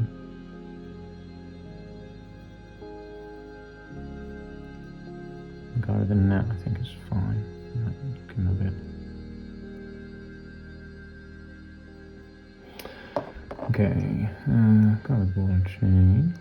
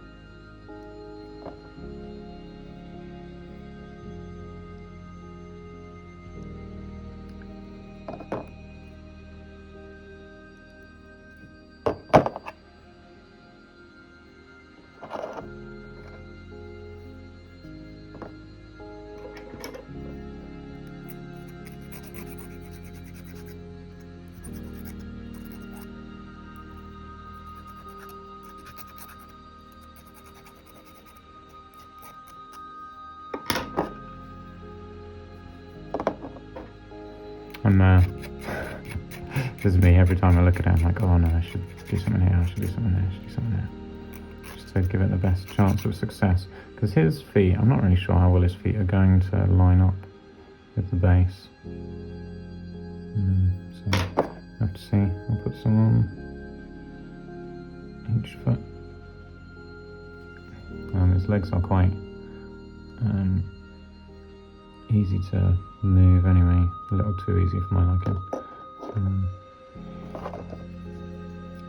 But it does mean that if he's not quite sitting flat, we can just kind of bend him a bit.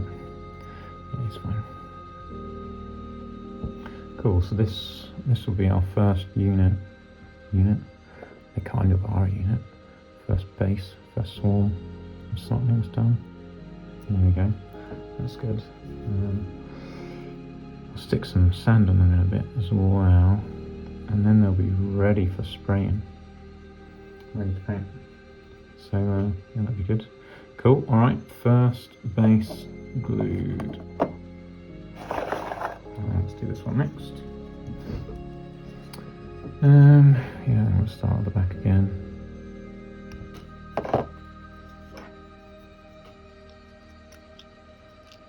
Get all this chaff.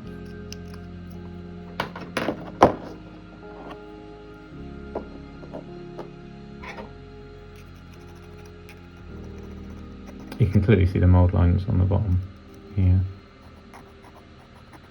Not that mould lines matter on the bottom at all. I'm not doing this to get rid of the mould lines, I'm doing this to rough it up so that it's got a good purchase for the super glue.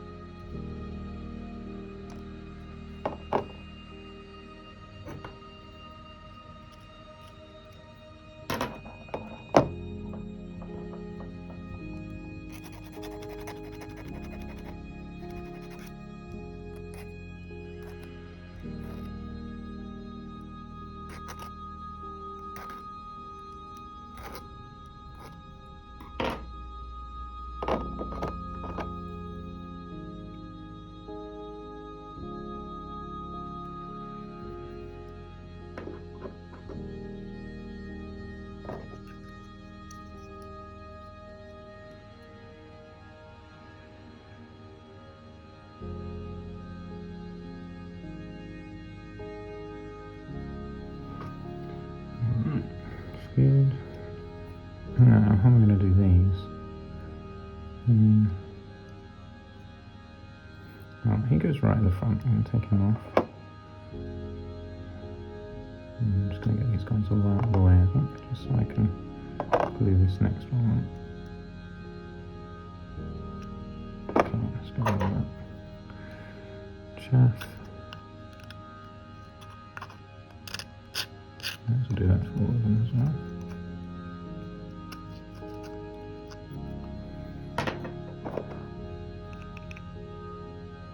I think I might clear his hole out a little bit so it fits a bit easier.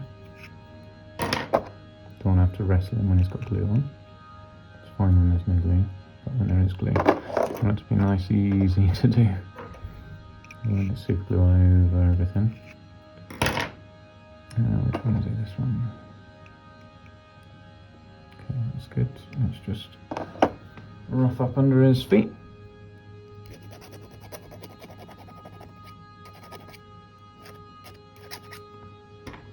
Get some glue on him.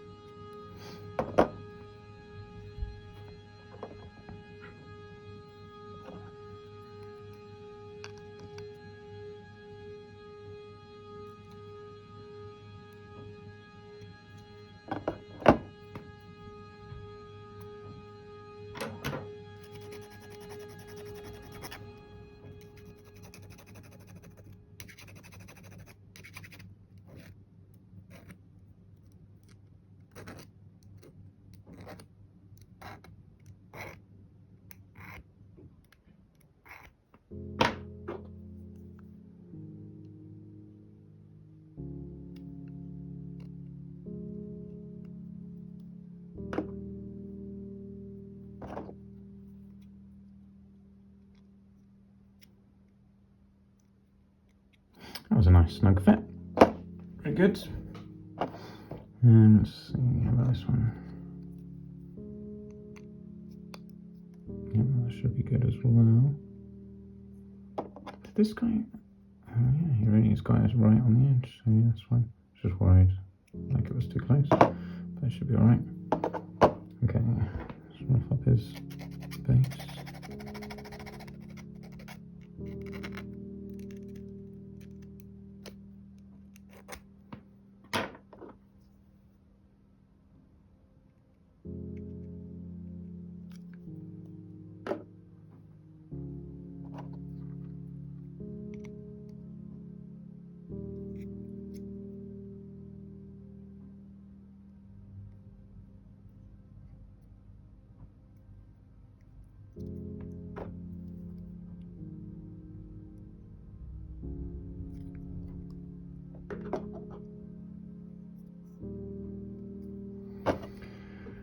Last dude, yeah, nice easy fit.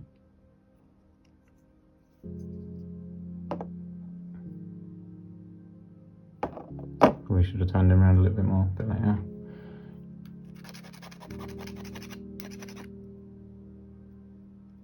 Does that say GW85? I think it does. 85, that is almost as old as me. 1985, this boy. Oh, I wonder if he'll be re-released. If they recast these guys, then they'll be like the oldest. Some of these, obviously they get gradually newer, that guy's pretty new. But like this one, for example, 1985. Can you see that? GW85? If they bring these out again, then they'll probably like the oldest models. Still oldest models available from Games Workshop. Because like these predate.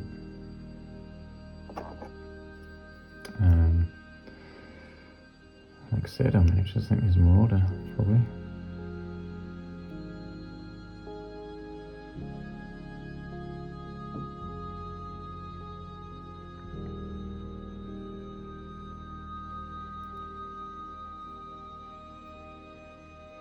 Just looks like he's going to smack him in the head with his thrower now. Right. Cool, alright, that's 2 down. 1 to go. And we'll stick some sound on and then we're done. And then I can go sit in a comfy chair because this chair's giving me a backache.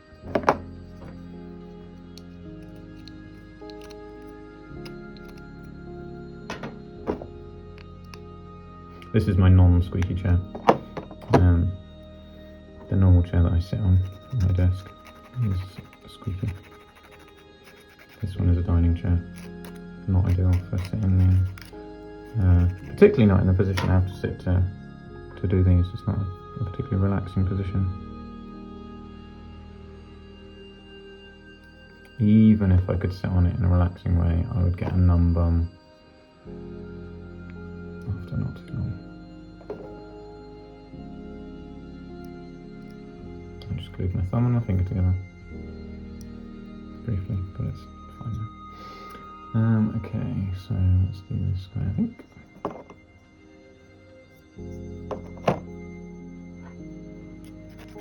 What's this guy saying? Can you read a date on there?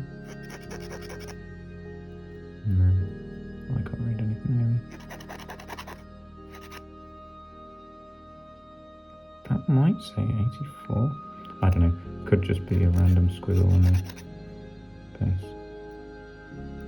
I don't know. The other one was 85. For sure. This one I'm not certain.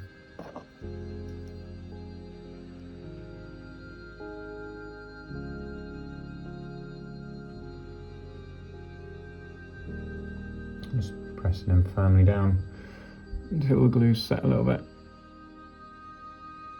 Because he feels like he would fall off.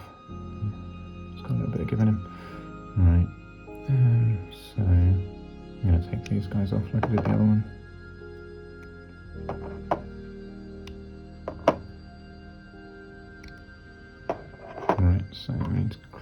slot.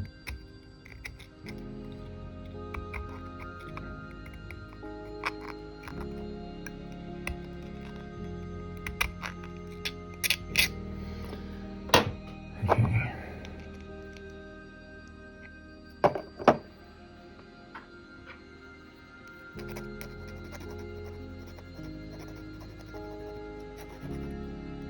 It's interesting how some have the marking on the bottom that tells you when they were and some don't.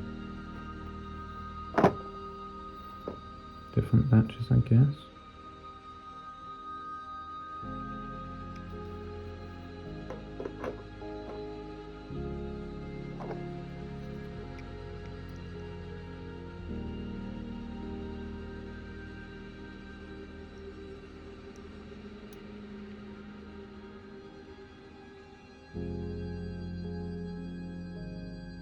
These guys are very close together. That's fine. Quite the crowd.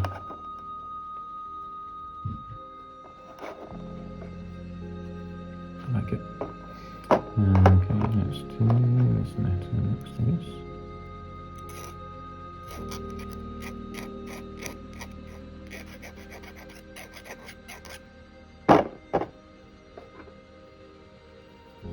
He's got a hat on as well. Didn't notice that. And a weirdly long nose. Droops over the end of his mouth.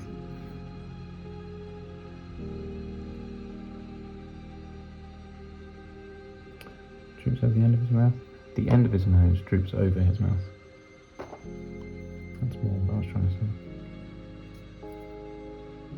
Oh, I didn't check how well he fit. He didn't fit particularly well. I should have open that hole a bit more.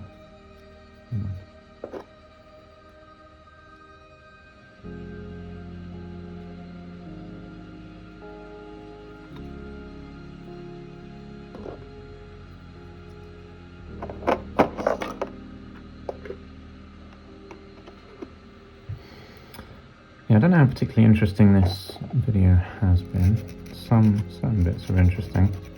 I guess the trouble is, because there's so many not interesting bits, you may well have skipped the interesting bits.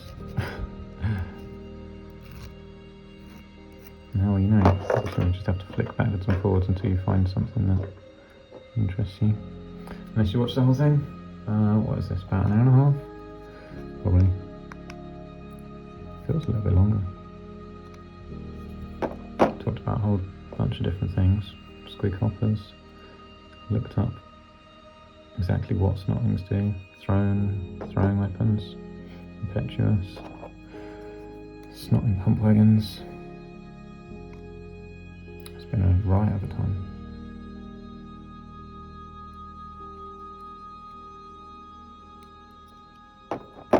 Ah, very good. So close.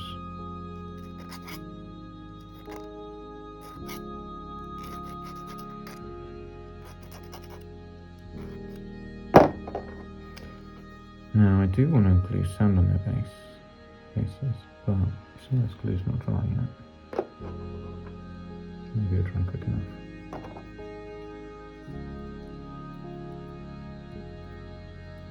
Oh no, I didn't check in at all. That's right, you did fall into place in the end. Cool, alright, so... better if... Oh, I need to put a lid on my super glue. Let's put those down there, let's put a lid on my super glue. Let's try and make sure it's clear. So what I'm doing now is I'm just kind of... I'm squeezing this to try and create more of a cavity here to suck anything back in. And then I'm trying to see that hole there, you see it's black, that shows that it's going all the way down and isn't clogged up with glue. So I was basically just kind of creating a bit of a vacuum here to draw it down and clear that. So there you go, that's super glue etiquette for you. And I've got this big old lump of glue on the side, which I'm worried will end up gluing on. So let's... I don't want to glue my lid on, so let's clean that up.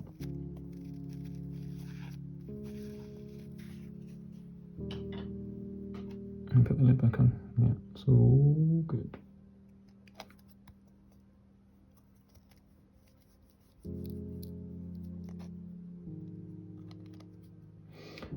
Cool. That glue can go there for another day. Right, so this is what we've got so far.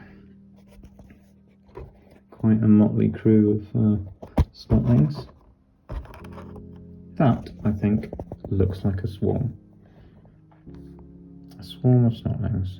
I mean, arguably there could be more. You probably could fit like another Snotling on each of these bases, maybe, if you wanted to. These small ones particularly. If all your Snotlings were those little ones, you could fit loads on these bases.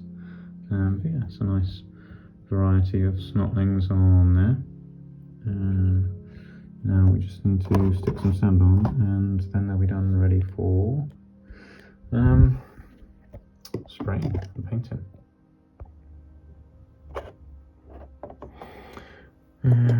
Let's knock this stuff off.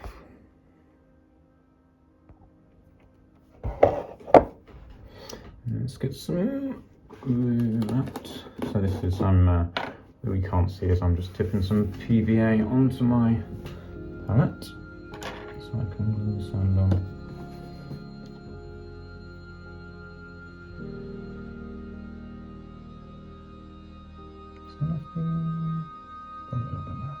Okay, that's enough. Yeah, I probably didn't need that much. I always put way too much PVA on my palette. There we go. Doesn't matter. PVA is pretty cheap.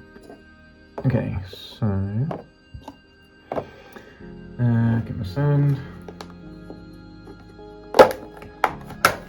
So I keep my sand in a Chinese pot. Just from a Chinese takeaway. That's what I mean by Chinese pot.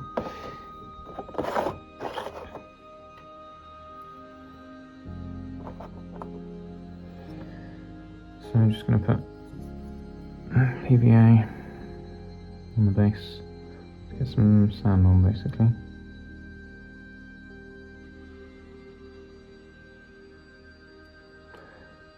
Yeah, it's a little bit tricky to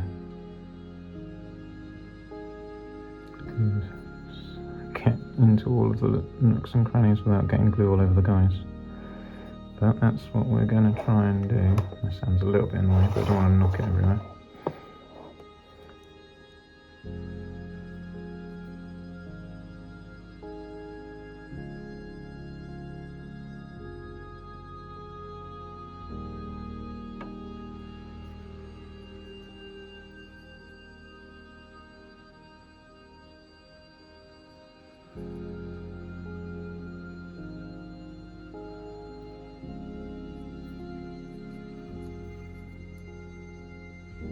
It's like, it feels like a maze.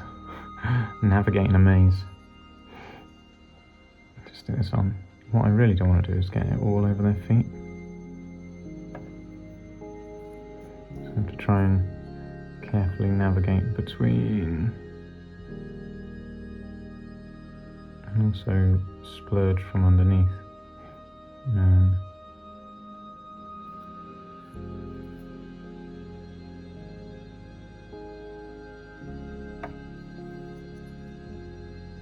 It's quite the challenge. It's like a mini game.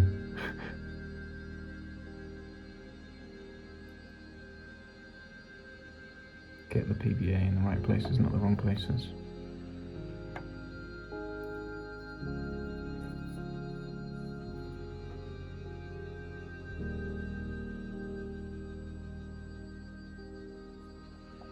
Good job there's no like timer. Can you do it before the time runs out? I guess the timer is the glue before the glue sets, which thankfully for PVA is ages. Which has its ups and downs. On the upside, I probably managed to get all this gluing done before it dries. On the downside, there's some stuff where it just takes ages. I mean, it means I'm not going to be able to. I have to leave these for a few hours before I paint them. Not that I'm painting them today anyway. Real time, it's like 9:30. So these guys are almost definitely not getting sprayed and painted today. That is something for another day.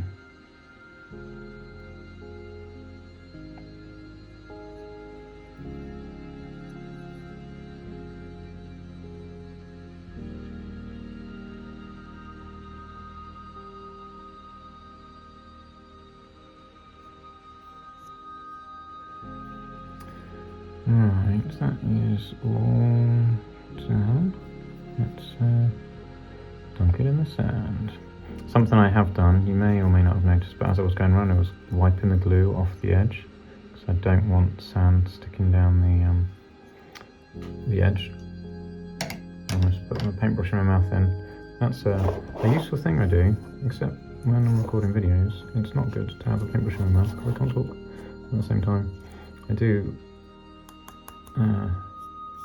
sometimes I don't do very much talking in the video anyway, so sticking a paintbrush in my mouth, which obviously incentivizes not talking, not a great idea. It's got loads of rocks by their feet. I'd probably, do I want that many rocks by their feet? That rock's probably going to just fall off anyway. Well, some rocks, it's good to have some rocks in there, but to have too many rocks by this guy, I'm not sure I need that. Need all those rocks. Put some sand in stuff. Okay. Cool. Great. First unit fully built and based. Yeah. Good. Very good. Let me put them out of the way. Bring them back up in a minute. Let's get these boys glued and based. And then we'll have a look at all of them done. Minigame round 2. Unlike normal minigames, it doesn't necessarily get harder. I don't really need this anymore. So the reason I used this was to stop any super glue stain going on my desk. Because super glue kind of leaves like a misty stain around it. Can't think of the term for it offhand.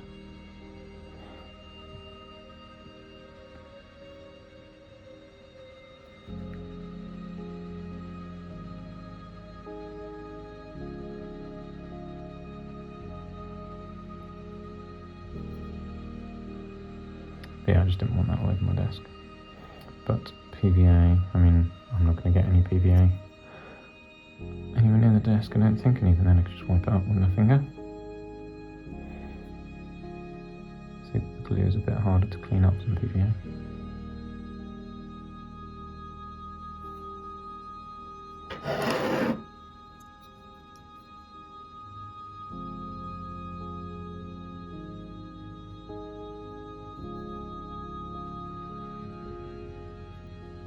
I just had a split second moment, I was like, am I recording?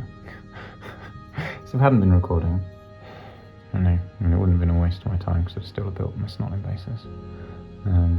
But it would have meant I couldn't have shared it in the video for you guys to see what I did.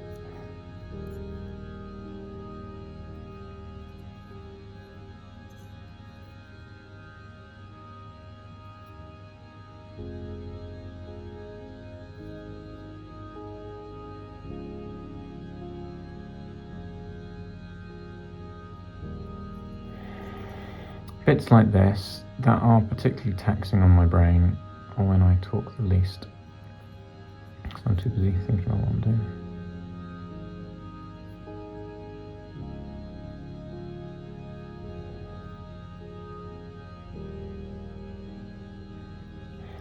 It's like a minigame.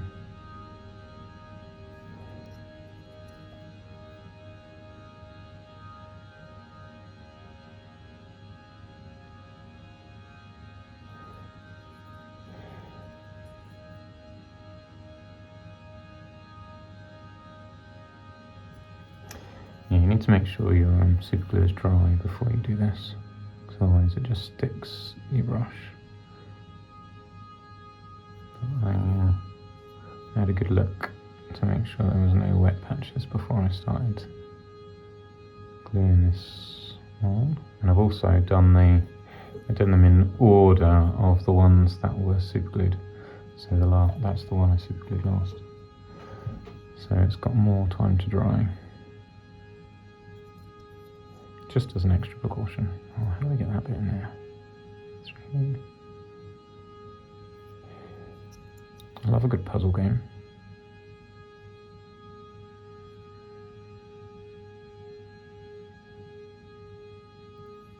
Except this one's a little bit different because you don't know if there's a possible outcome. Like, in theory, on any game you play online or wherever, it's been tested to make sure it is completable. Now, I don't know how this wouldn't be completable. I guess if I didn't have the right size brush, maybe. Like, if my brush was just this brush, then it would be an impossible game.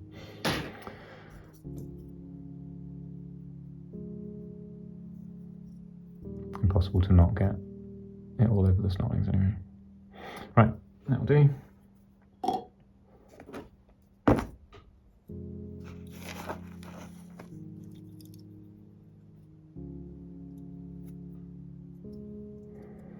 I didn't really get many rocks on this one.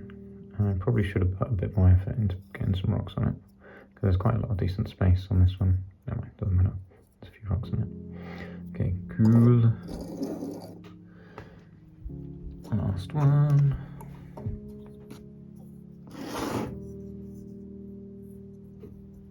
Yeah, way too much glue on there. Probably would have been alright without adding any extra. Not that you could see any of what I was doing anyway. It was more kind of a radio episode at that point. Listen to me put PVA glue on my palette. What an exciting episode.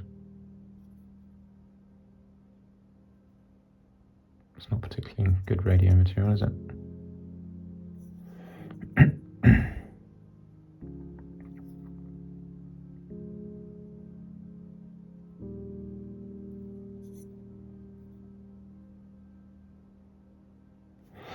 I guess these days,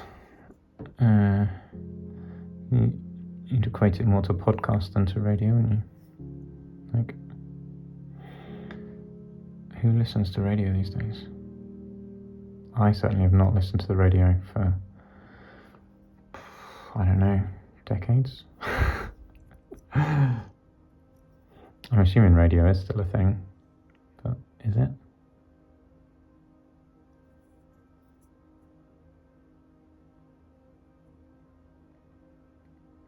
I just listen to podcasts. I don't don't listen to radio.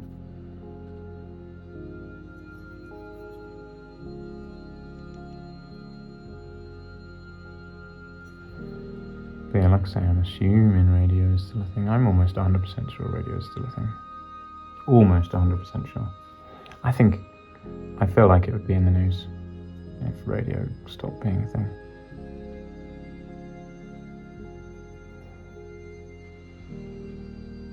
And the question is, how do I know what news I actually get fed by the algorithms that I have?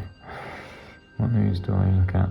I look at various things on X, formerly known as Twitter, and Google News. Yeah, anything. So Google basically decides my news, and I guess I look at Facebook every now and then, but not particularly often. I don't think there's much news on Facebook that I'm aware of. No real news on YouTube. And yeah, X will be limited to the interests of those that I follow and that kind of like the algorithm thinks I'll be interested in, I guess. And yeah, Google News. So I don't really see much news, I guess, either. So maybe I would never know. Maybe I will never know if radio has stopped being a thing unless I ask someone who actually watches news or listens to radio, or listened to the radio, as the case may be. I don't know. Who's the target audience of radio? Is it old people? Maybe to work sites. I feel like a work site would have radio. I'm genuinely curious now. What is the current state of radio? I might Google it. Right now, obviously. Busy painting. Gluing, painting. Painting glue. I don't know, am I gluing or am I painting right now? I'm using a paintbrush. Painting PBA. I feel like I'm painting, and I'll be gluing when I'm putting the sand on. I kind of want to get in between his feet. Might need a thinner brush.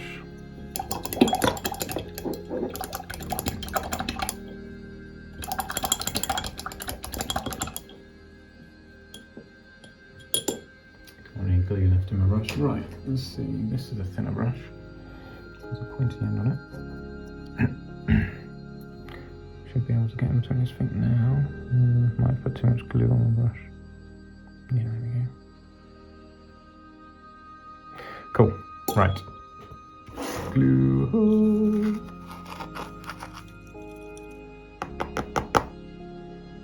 Cool. Good.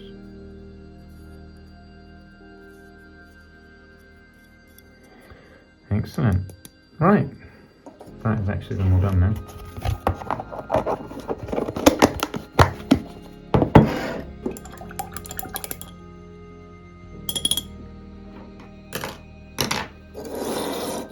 There we go, the Snotling swarms.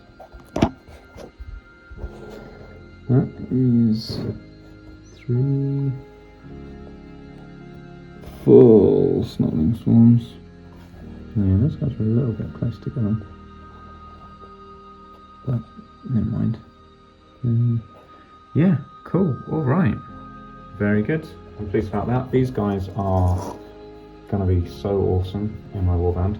I was thinking earlier, like, imagine this as a like a tactic.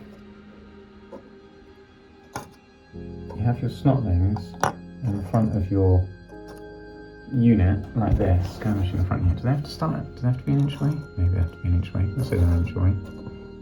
In case they have to be an inch away. And then, like, if anything comes near to charge, you can pop your fanatics, you can lob over the top. Can you lob over the top? No, if they have to be an inch away, they have to be within 3 inches.